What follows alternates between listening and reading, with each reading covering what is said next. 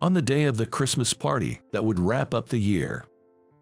After arriving late, I noticed a female subordinate standing alone outside in the cold winter of December. What's going on?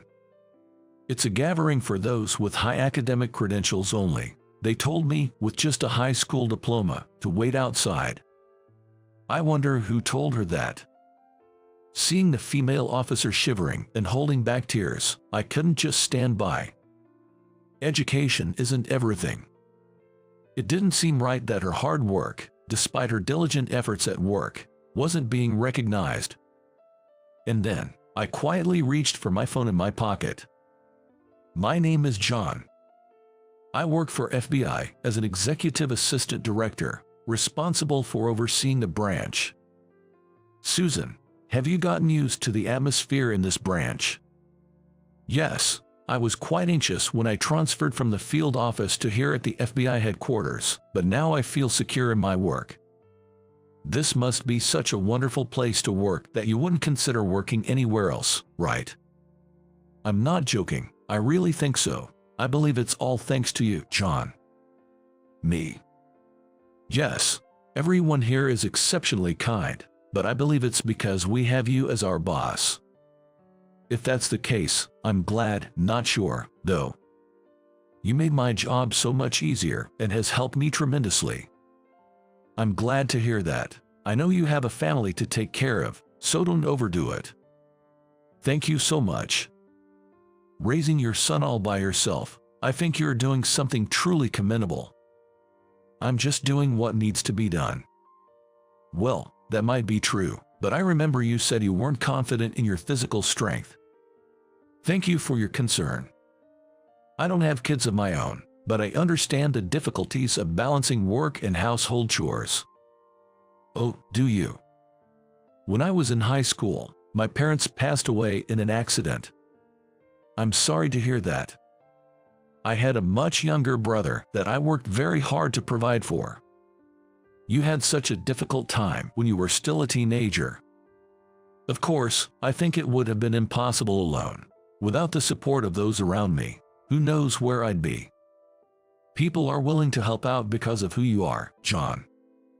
You're giving me more credit than I deserve. I'm now the boss, but I don't think it's all on my own. The support from relatives, friends, and various people is what made me who I am today. That's why I want to be kind to my subordinates. Even as an executive assistant director at the FBI, I've never forgotten that. Without those around me, I might have given up back then. You've overcome many hardships to be where you are today, John. It sounds cool when you put it that way. Seeing Susan, who transferred from a local field office, reminds me of the old days. Somewhere in my heart, I might be seeing a reflection of my younger self. One day, the topic of our annual event came up. It was a man named Mike who first suggested it. John, the Christmas season is upon us, isn't it? That's right, I had almost forgotten. I'll look up some nice places. No, I've already made a reservation. Really? You've already booked? That was quick. Since I am a Harvard Law School graduate, and I passed the FBI exam with top honors, he said. Does that have anything to do with booking the Christmas party? If I do say so myself, I'm a very gifted and competitive person who wants to take the leadership in doing many things. Regardless, it's always appreciated that you invite me every year. It seems like the Christmas parties are usually held among colleagues of similar ranks. Exactly. Not everyone gets invited, so I'm always happy to be included. With someone as well respected as John, it's only natural. Anyway, John, please make sure you come. I've booked a special place. Thank you, I'm looking forward to it. Mike was elitist and proud, but a man who could get the job done. I trusted him to handle things. But at that time, I had no idea what was about to unfold. On the day of the Christmas party, I had to contact Mike unexpectedly. I'm sorry, but something urgent came up at work. Is that so? Tough break, John. It won't take too long, so I'll probably be late. Is that okay? Not a problem at all. Please get in touch later. Thanks. I'll wrap up as quickly as I can and head to the venue. I hurriedly began working on the unexpected task. It was more extensive than I anticipated, and by the time I finished, the Christmas party had already started. Man, I need to hurry. I rushed to the venue that Mike had booked. There, I found someone standing alone outside the venue. Is that you, Susan? Hi, Sean. Good evening. What's going on? It's cold outside. Why don't you go inside? Well, it's just that. Susan seemed hesitant and troubled. Let's go in together anyway. I'm sorry, I can't. What do you mean you can't? Why? Mike and some others told me to wait outside. What? Why? Because I only have a high school diploma. They don't want to drink with someone of a lower education level. What? Did they really mean that? Yes. But I only have a high school diploma too. Maybe, but I guess it's different for you, John. You're the boss. That's not the point. You were invited to the Christmas party, weren't you? Yes, I was invited, so I came. And yet they told you to wait outside. That doesn't make any sense at all. I know, but... Susan looked like she was about to cry. Considering it was the Christmas season, it was extremely cold outside. It was utterly unreasonable to make her wait outside. Susan, let's go to a different place. What?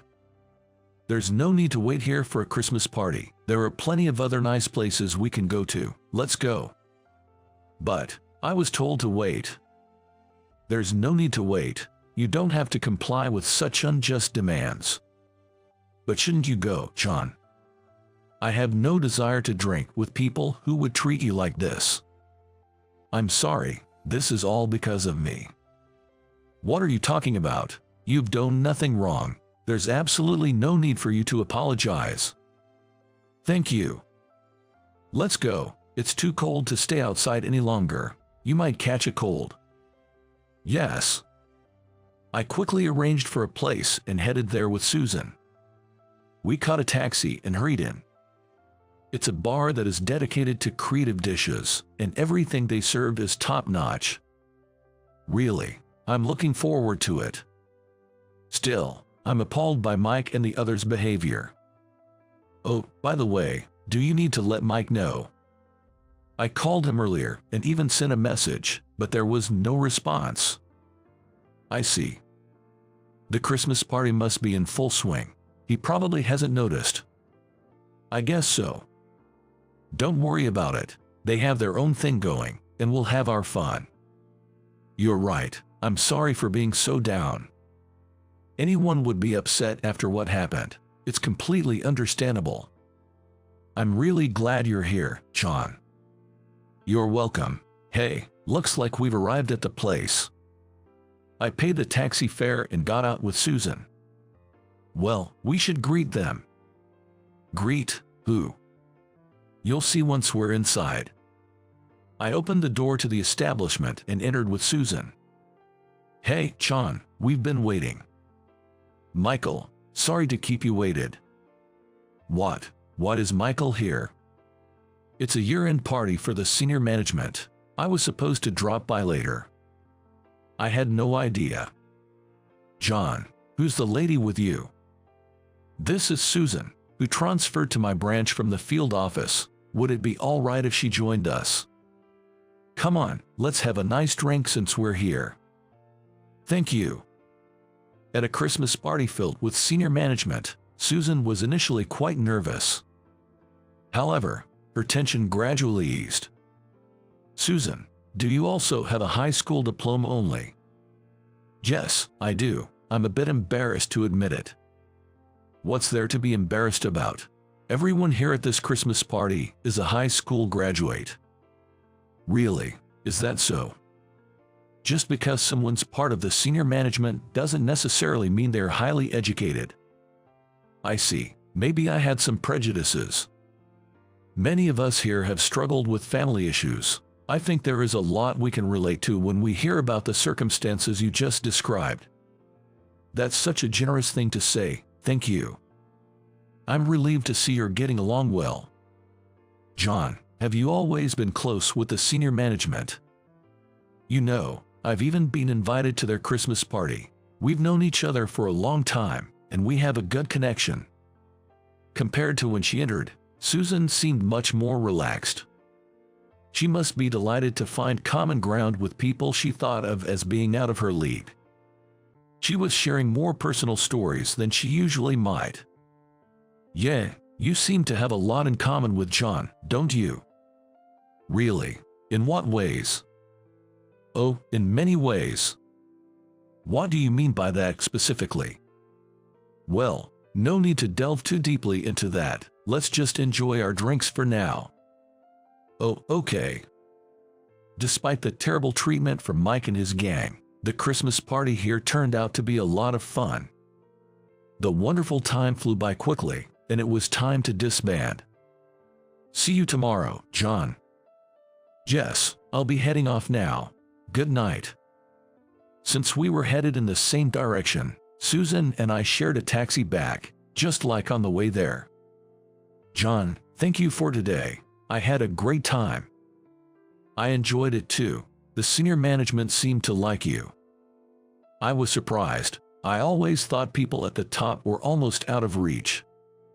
That's an exaggeration. You found a lot of common ground, didn't you? Yes, I did. It made me really happy, and it motivated me to work harder. Great. I'm looking forward to seeing what you achieve next, Susan. Please, don't put pressure on me like that. It makes me nervous. After such a conversation, we parted ways.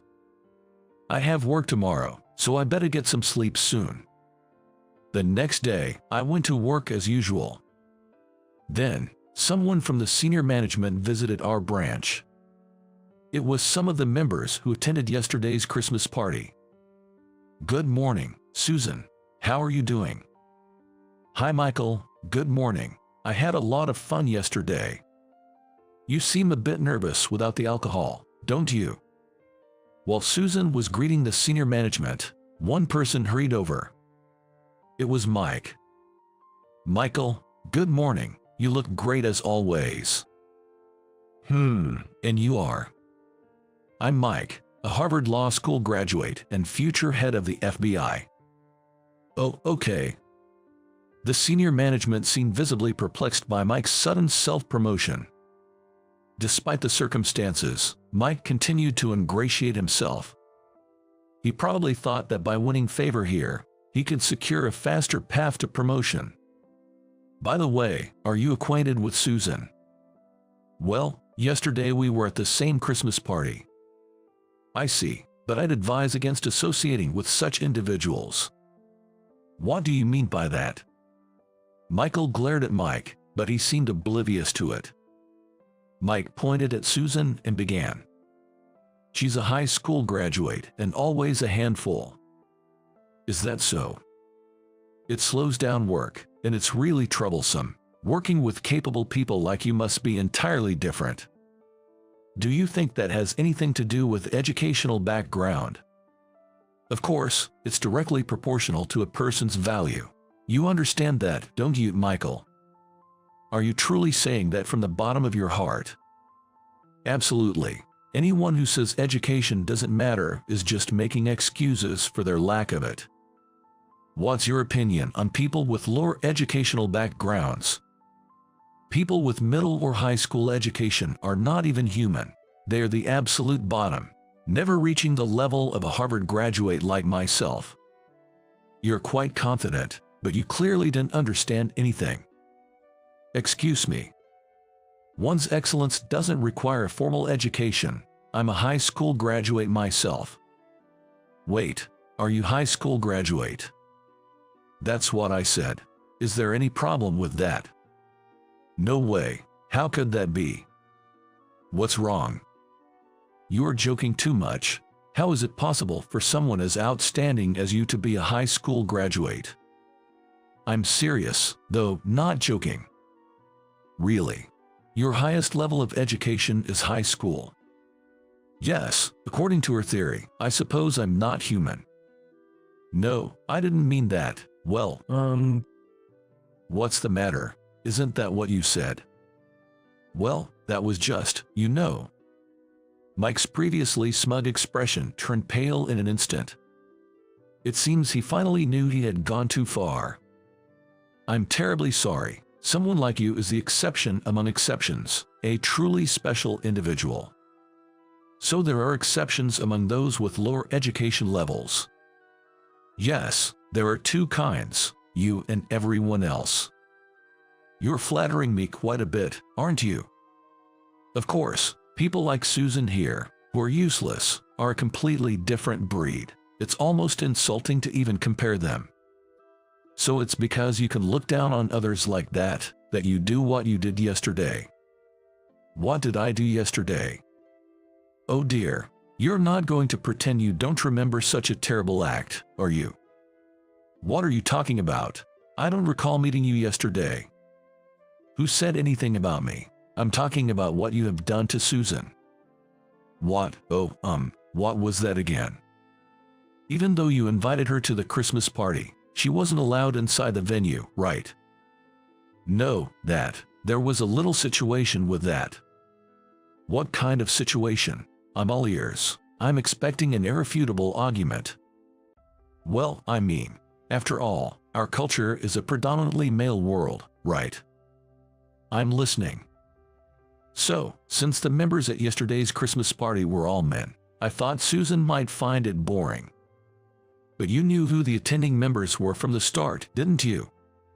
Well, yes, but if she was just going to wait outside until the Christmas party was over, wouldn't it have been better to send her home? Oh yes, that's true. I hadn't thought of that. Michael, you always have such a unique perspective. Are you praising me or mocking me? Absolutely, I'm praising you. You thought that would please me. Michael glared at Mike with a look that could scare off like a demon. Overwhelmed by his presence, Mike began to cry like a baby. I'm so sorry. I'm disappointed in your character. It's a reminder that there are things far more important than educational background. Oh my. As we're talking, I remember hearing numerous complaints about you. What? There have been several reports of you harassing people with only a high school diploma. Harassment, that's not it at all. I'm just teaching them the harsh realities of society. Teaching. So, what you did to Susan was also teaching, was it? Well, yes, that's exactly it. It's all done out of love. Mike tried to justify his indefensible logic. Michael looked at him with disdain and spoke calmly. I see. Then, let's conduct a thorough investigation and decide on an appropriate punishment. Punishment? Please wait. I just wanted to improve the quality of the organization. So, you consider improving quality important? Of course, I always put the organization first, beyond my own interests. That's a commendable thought. I agree with it. Thank you. Well then, I'll take my leave now. Yes. The senior management left. Mike seemed relieved that his viewpoint had received some agreement. However, a few days later, a shocking order came from the senior management for Mike. What? Me? Transferred? That's right. You're being sent. Wait a minute. Why do I have to be transferred? Are you dissatisfied? Of course I am. I want to elevate myself with my peers here at the headquarters. The place you're being transferred to is known for being very strict. That's terrible. You mentioned to the senior management that you prioritize the organization first, right? What does that have to do with anything? Michael agreed with you. Yes, but a transfer doesn't make sense at all. No, your transfer was decided because it was deemed necessary for someone who puts the organization first. What? You're a troublemaker who disrupts the harmony of the organization. We don't need that.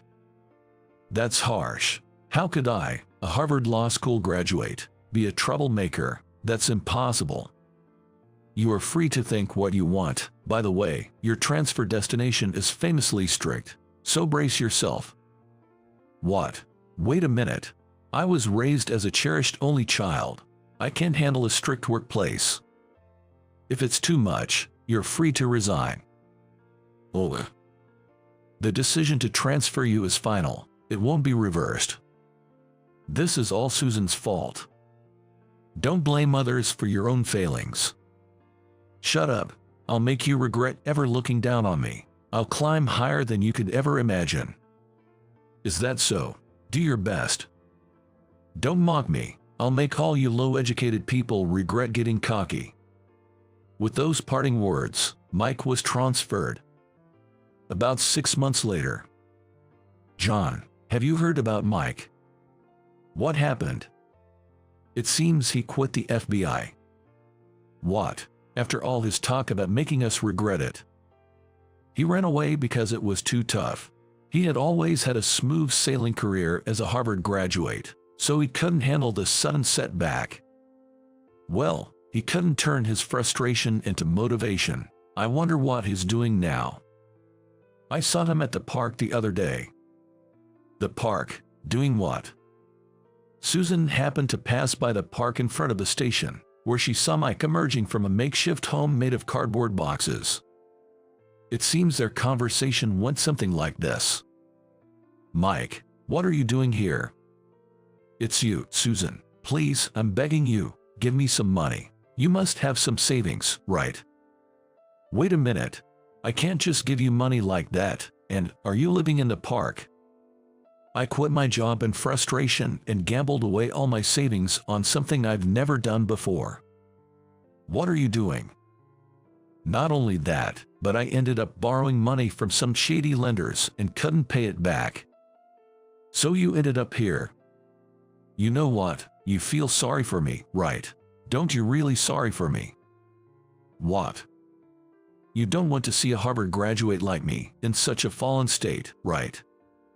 Well, I don't want to see it, but then you'll help me out, right?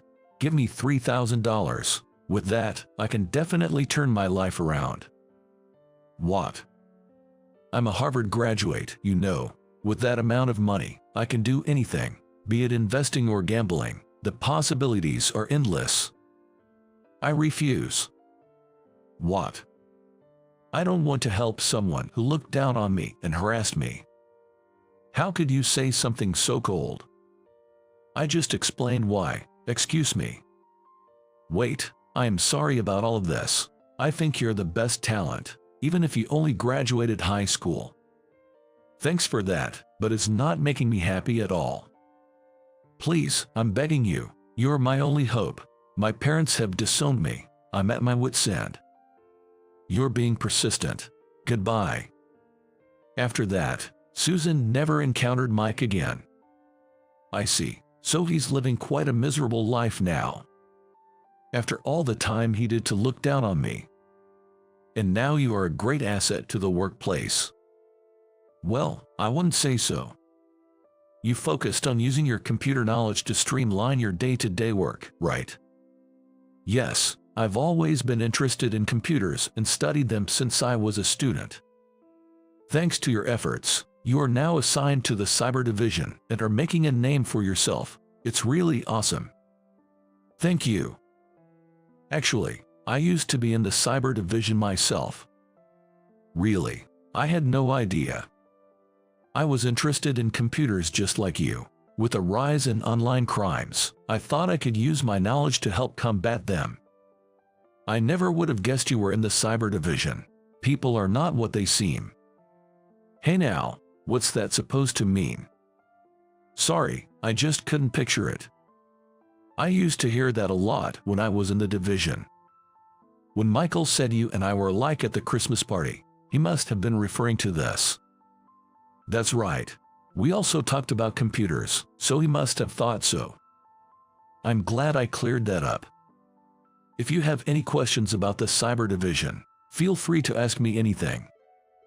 If so, as a senior member of the cyber division, would you be willing to teach me some things? You're quick, aren't you? Sure, no problem. How about we go out for a meal this Saturday? I'd love to have a more detailed chat then. Let's do it. I know a great place we can go to. This became the start of Susan and me meeting up more frequently, even outside of work. Initially, we only talked about work, but gradually we began discussing our family lives and hobbies. Before we knew it, we weren't just having meals together, but also going out to various places. Sometimes, we even took Susan's child to amusement parks. About half a year into this relationship. Susan, would you consider dating me? What? The more we met outside of work, the more I found myself drawn to you. Thank you, but what? Are you sure you like me? Susan said this with a lack of confidence. Instead of words, I chose to respond by embracing her. John, I want you. Please, consider dating me with the intention of marriage. Yes, if you're sure you love me, I'd be happy too. And so, we began dating. Susan's child quickly grew fond of me, and I genuinely adored him. A person's academic background is undeniably a testament to their effort and achievement. However, a lower level of education does not equate to a lack of value in a person. Through these events, I was reminded of this simple truth. You're still not married. My beautiful wife is an executive secretary who has global experience. Not even out of high school, you wouldn't even get a chance to meet someone like her. After 30 years, my middle school classmate, now referred to as Mike, ridiculed me upon our reunion. He's probably still mentally stuck in the time when we graduated from middle school. Just then, I heard the soft honk of a car horn and turned my gaze towards the road. Parked there were 10 luxury cars, from which a line of well-built young employees began to emerge. Dressed in dark suits, the sight of these young men was quite impressive. These men with imposing figures built through physical labor, which were evident beneath their suits, all greeted me together. Mike, who had been watching, staggered back in fear before staring at me in astonishment. My name is James Carter. I'm 45 years old this year. I work for a construction company and live a happy life with my beloved wife and adorable daughter. Hearing just this, one might assume I've had a peaceful and gentle life. But in reality, it's been anything but peaceful, filled with poverty and frustration. I was raised in a terribly poor family. Soon after I was born, my father fell seriously ill and was hospitalized.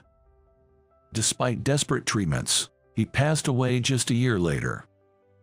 Left behind were my young mother, barely in her 20s, me at the tender age of 3, and the debt incurred from my father's medical bills. My mother had to raise me single-handedly, working from dawn till dusk every day.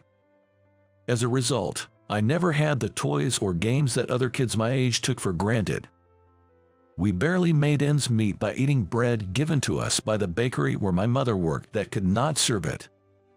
When I started elementary school and began receiving school lunch, I was so amazed by the taste. Without those meals, I would have likely remained painfully thin without proper growth. It's hard to imagine in a country as wealthy and advanced as the United States that there are children living like I did. I didn't want to be at home where my mother didn't come home until late at night, and I spend more time outside the house. Even when I tried to play with others, I didn't have the latest games or anything really. Moreover, my worn and ragged clothes made me an outcast among my peers. That limited what I could do in parks and playgrounds, so I naturally holed myself up in a library to read books. Learning about worlds unknown to me was exhilarating, and my curiosity only grew, naturally drawing me to various subjects. Before I knew it, my grades improved significantly, and I began to earn the respect of my classmates. In middle school, I continued to excel academically, leading to roles like class rep and student body president, making for a fulfilling student life. However, this streak of success ended in the spring of my second year of middle school. A parent-teacher conference was held to determine a course of study at the high school, and I was present, but both my mother and my school counselor, Mr. Thompson, looked somber. With my academic ability back then, I could have easily gone on to the most advanced course at the top high school in the state. But even if we don't have to pay tuition, it costs a lot of money to go on to higher education. Mr. Thompson, isn't there any way? It's heartbreaking to think that his potential could be wasted just because we're poor, my mother said. No, it's okay, Mom. I've always wanted to start working as soon as possible, I lied. The truth was, I wanted to attend high school like my classmates, go to college, and gain a broad range of knowledge and experiences to contribute meaningfully to the world. But I also wanted to provide a more comfortable life for my mother, who had done so much for me. Considering this, I lied about my intentions to work immediately after middle school. However, my insistence didn't matter. My mother, nearly in tears, desperately wanted me to continue my education. Seeing my mother's determination for my future, Mr. Thompson presented a brochure. This local company, called the Anderson Group, actively accepts employees who have graduated from middle school. The company has a program that allows them to work while taking correspondence courses, so you could still get your high school diploma depending on your effort, James, he explained. Hearing Mr. Thompson's words, my mother pondered for a while. The construction industry seems physically and mentally demanding. Even with such a program, is it really possible to find time to study? She questioned. Indeed, it would require far more perseverance and effort than the average high school student, but I believe James has what it takes to succeed, Mr. Thompson reassured her. As my mother and Mr. Thompson discussed, I became fully convinced to work for this company after reading the brochure.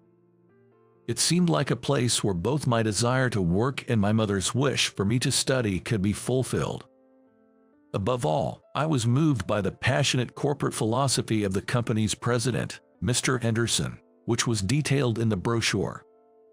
The company aimed to pursue happiness for all employees, both in their work and personal lives, while contributing to the advancement of the community and youth. Those words filled me with endless possibilities and enthusiasm, making me eager to join their ranks.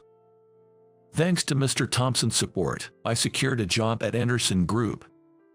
While all my classmates were heading to high school, I started feeling like an outsider at school. There was one person who seemed quite pleased with my situation. It was Mike, who had been my rival since elementary school. Mike came from a wealthy family and had been attending prestigious tutoring centers since he was young. Despite that, I often outperformed him in grades during our elementary school years, which apparently infuriated his mother. She unilaterally declared me his rival and constantly pushed him not to lose to me. However, my grades remained superior to Mike's throughout middle school, and I never relinquished the top spot in our class. At that time, I was still planning to pursue further education and had chosen the advanced course at one of the most competitive high schools in the state as my aspiration. While my mock test results were comfortably within the passing range, Mike's result was on the fence with a 50% chance of admission. After sneakily peeking at my results, a frustrated Mike bitterly remarked, "You can afford to go to the high school for 4 years, so how can you?" I couldn't muster a response to Mike's words. Yet, despite the bitterness and humiliation, I resolved to keep this incident to myself, not wanting to sadden my mother with it. From that moment, I began to seriously consider employment over further education. As everyone around me looked forward to high school, I resigned myself to the fact that such a future wasn't meant for me. When the placement period arrived, I took a chance and applied to an advanced course at a prestigious high school, securing the top score among applicants. After that, I changed my mind from higher education to finding a job. Thus, upon graduating middle school, I joined Anderson Group. Meanwhile, Mike seemed to have passed the course of his choice. But I was so busy adjusting to the completely new world of the construction industry that I didn't have time to think about anything else. Nowadays, female supervisors exist, but back then, the construction industry was dominated by men, and angry shouts were always heard here and there. In my new surroundings, it was Mr. Charles Anderson, the president of the Anderson Group, who took care of me as I was flustered and trying to adjust. Upon learning about my situation, Mr. Anderson, with tears in his eyes, vigorously patted my back in encouragement. "Young men like you, James, are the reason I run this company. Don't hesitate to ask for anything," he declared. True to his word, Mr. Anderson ensured I received on-the-job training while also making time for my studies. Consequently, I spent my mornings working on-site and my evenings studying at Mr. Anderson's home. Mr. Anderson had a lovely 3-year-old daughter. Her name is Sophia, who quickly grew fond of my frequent visits and would eagerly greet me at the door. "Sophia seems to have taken a real liking to you, James. Even when I'm around, she heads straight to you," Mr. Anderson would say, making me feel somewhat embarrassed. While gaining on-site experience, I also began to handle computer-based tasks such as calculations and designs. Apparently, I was better suited for the latter and gradually began to focus on administrative work. 4 years into my job, I graduated from a high school with a correspondence course. I had been contemplating continuing my work at the company when Mr. Anderson encouraged me to pursue higher education. "There's never a loss in acquiring education when you have the chance. Don't worry about the company. We'd be grateful to have you return with even more knowledge." Thus, I went on to study architecture at a prestigious university with the savings I'd made in salary. Sharing my acceptance news with my mother, she teared up with joy, saying, "You've worked so hard, balancing work and studies. You've really done well." Her happiness made me emotional too. At the university, I learned from renowned professors, made friends and acquaintances within the architectural field, and enjoyed fulfilling days. After graduating, I returned to Anderson Group, eventually taking on significant management roles in the company as I crossed into my 30s. My promotion was celebrated by my former senior colleagues at the company. Someone with hands-on site experience leading them significantly improved work efficiency. Thinking from both a managerial and an on-site perspective allowed us to make our operations safer and more efficient. As a result, Anderson Group's performance soared, and in recent years, the company has seen significant growth. My alma mater occasionally invited me to lecture on architecture, enhancing my local reputation and attracting a steady stream of young job applicants, contributing to the company's continued growth. Meanwhile, Mr. Anderson's daughter, Sophia, grew into a beautiful woman. Even I, typically slow to notice such things, noticed that Sophia seemed to have a genuine fondness for me. One day, Mr. Anderson invited me for a drink after work and abruptly asked, "So, James, have you got someone special in your heart?" "No, I'm enjoying my work right now and haven't really had the chance to meet any women." In response to my casual reply, Mr. Anderson looked at me seriously. "What do you think of Sophia? You already know. She really wants to marry you. I can trust you with my sweet daughter." Though I had sensed her affection, having it explicitly stated made me feel both embarrassed and elated. The next day, I dressed in my best suit and visited Mr. Anderson's home. With a bouquet of roses in hand, I declared to Sophia, "Sophia, I promise to make you happy. Please marry me." Nervously, I had intended to ask her out, but I ended up proposing instead. Nevertheless, Sophia blushed with happiness and said, "Yes, I'd be delighted to if you'll have me," and we were married a year later. Sophia took my last name, and we've been living a happy married life. 30 years after graduating from junior high and entering the workforce, I turned 45. It was a fitting milestone for me to become the second president of the company. Now, as my father-in-law, Mr. Anderson, taught me the ropes of being a president, my days became busier and more fulfilling than ever. Before I knew it, Anderson Group had grown into a regional powerhouse with 7,500 employees. Amidst this, the company was invited to play a central role in a major regional development project. With many related companies involved, a networking reception was organized in a hotel's grand hall to foster connections. On the day of the reception, the venue, set up as a buffet-style party, was bursting with the enthusiasm and ambition of those in the construction industry. This time, family attendance was encouraged, so the presence of construction company presidents' spouses and children added to the ambience. Sophia mentioned she would join later, so I waited for her arrival at the entrance, looking out onto the street. That's when a man stopped in front of me. His face seemed familiar, and as he approached and scrutinized me, he broke into a wide smile. "Hey, aren't you James? Long time no see. It's me, Mike." It was Mike, the one who had treated me as a rival back in middle school. "It's been a while. Surprised you recognized me. I'm a sales director now. Beating my peers requires at least remembering names." Mike smirked, crossing his arms and staring at me. "I heard you became a carpenter. Are you involved in this project? You don't look sunburned, though. Got fired from carpentry." He probably assumed I was still working on site due to my initial job. It seemed Mike couldn't grasp that people's jobs and positions change over time. Wanting to feel superior by comparing himself to me, just like in middle school. Mike continued scrutinizing me, but then seemed to find a new angle to attack from. "Attending alone, aren't you? You're still not married.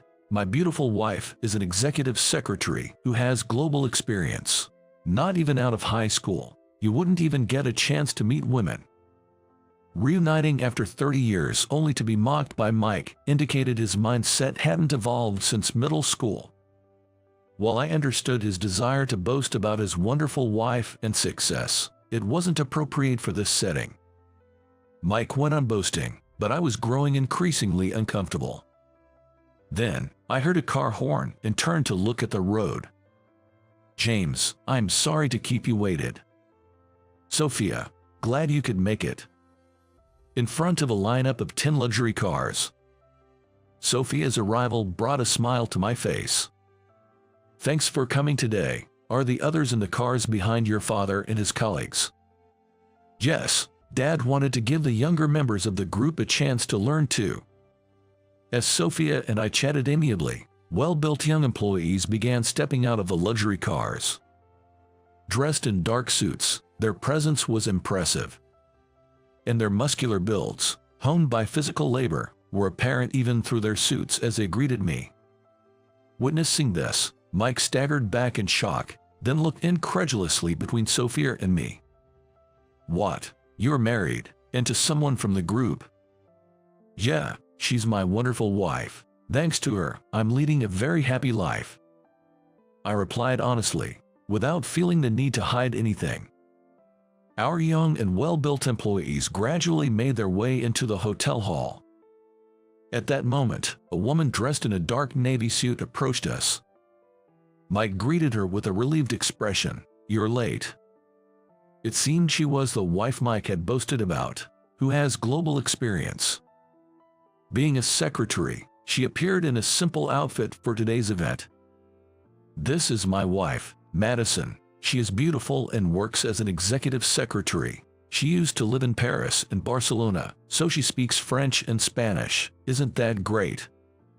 Mike boasted as if her achievements were his own. After a brief glance at him, I greeted Madison. Though undoubtedly beautiful, her often forlorn expression caught my attention. Noticing me, Madison's demeanor shifted to a more formal one as she quickly greeted me. "Thank you for your support. I appreciate your consideration the other day."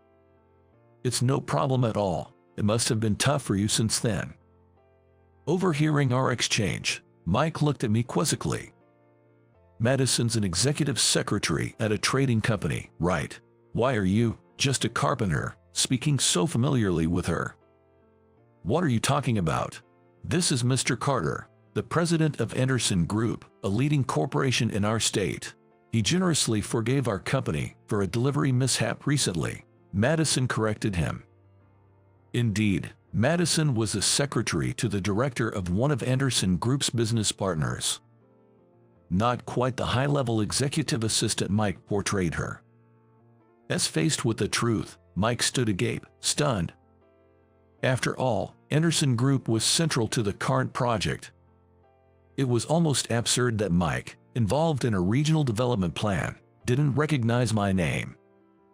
However, unwilling to accept the reality, Mike shook his head in disbelief before raising his voice again. "Stop lying. I don't know how you deceived my Madison, but it's shameful to boast and lie even though you're poor." I was about to retort when Madison quickly apologized. "I'm sorry for my husband's rudeness. Despite the opportunity you gave us at work recently, we've caused you discomfort today. It's fine. Work and personal life are separate, after all." Mike's expression darkened as our conversation continued. His pride was likely hurt, seeing his wife, whom he had boasted about, apologizing to me, whom he had looked down upon. What's this joke? There's no way a middle school graduate like you could be the president of the renowned Anderson Group. James is my husband, and there's no mistake that he's the president of Anderson Group. At that moment, Sophia, who had been listening in, spoke up. She began addressing Mike and Madison with a calm yet dignified smile. "James joined Anderson Group when I was just 3 years old. I've always known I wanted to be with him, and we got married as soon as I turned 18. What a lovely story. To be dedicated to your husband like that from such a young age, it must have been a fateful encounter." Flattered, I couldn't help but feel a bit embarrassed. "We were late today because I was putting our daughter to bed." "How old is your child?" Madison asked, her gaze drifting enviously towards Sophia's belly, which was noticeably rounded with our second child. "She's 3. We took our time to enjoy life as a couple before having her, so she's still quite young." Madison bit her lip in frustration as she listened to Sophia's innocent words. "I've always wanted children too, but with both of us working, and my husband's expensive car hobby, we can afford it. Don't blame it all on me. You spend plenty too. Look at James's wife. She may dress simply, but she's much more beautiful than you with all your finery." Mike retorted, pointing out Madison's branded accessories and bags. Though Madison was adorned in brand name items, her gaze lingered on Sophia's attire.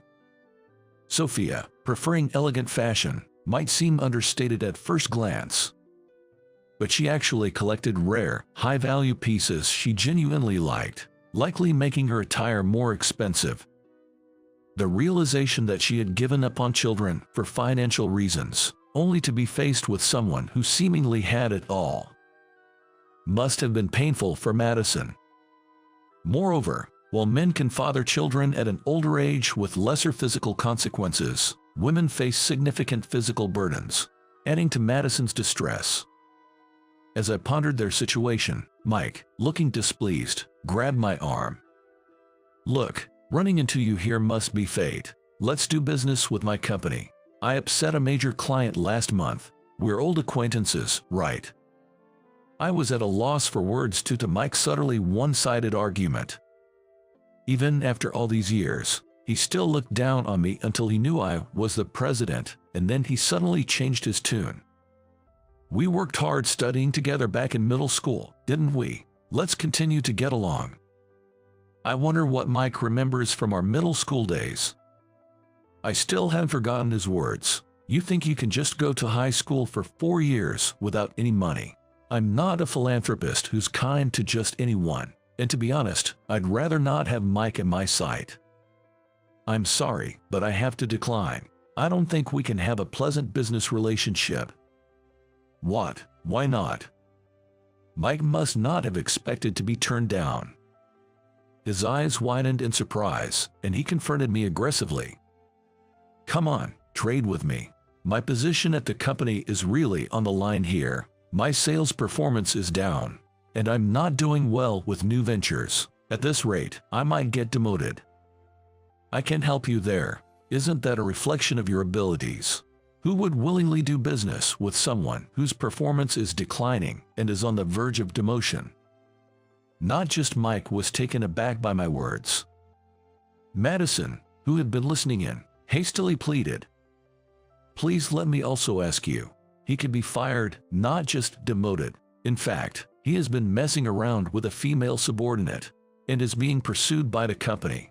He really can't afford to make any more mistakes." "Is that what you want, Madison?" When I asked her quietly, Madison could only respond with a surprised "what?" as her eyes widened. "I've talked with you a few times at work, so I feel I have some understanding of your character. In truth, you can forgive Mike for what he did, can you?" "Well..." Madison muttered a word and then fell silent, looking down. Madison's stern and silent expression is probably a far cry from her usual one. Seeing his wife motionless, Mike panicked and pressed her. "What do you mean? You're my wife. You should always be on my side, right?" Leaving Mike to his ranting, I prompted Sophia to move into the grand hall with me. The reception ended successfully that day, but we never saw Mike or Madison again. That was the last time I saw Mike. What follows is what I heard from acquaintances at our trading partners.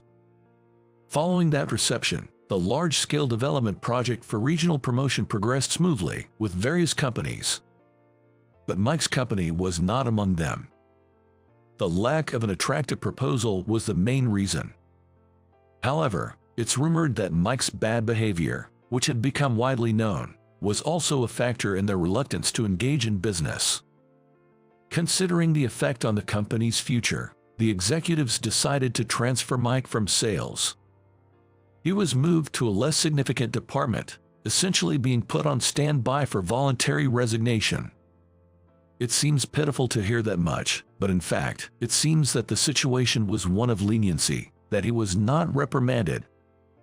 This is because it was discovered that Mike was actually demanding bribes from his subcontractors.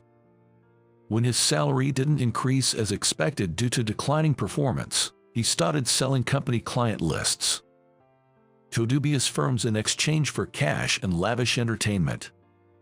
As these facts came to light, and female employees he had harassed began to consider legal action, Mike finally surrendered. Taking responsibility for his actions, he resigned voluntarily. He tried to find work in other companies, but his reputation had already spread throughout the industry, leading to rejections everywhere. Having no choice, he managed to get hired as a temporary worker by a subcontractor, but his pride in having always been on the winning side in his life up to that point did not leave him until the end. It led to his resignation after failing to tolerate being instructed by younger supervisors. He then drifted through various part-time jobs, barely making ends meet. Meanwhile, Madison, having grown tired of Mike, decided to divorce him early on, and threw herself into her work with renewed vigor. Though they were not blessed with children, she paid a visit to a child welfare facility with a friend. It led her to volunteer and engage in support activities for children.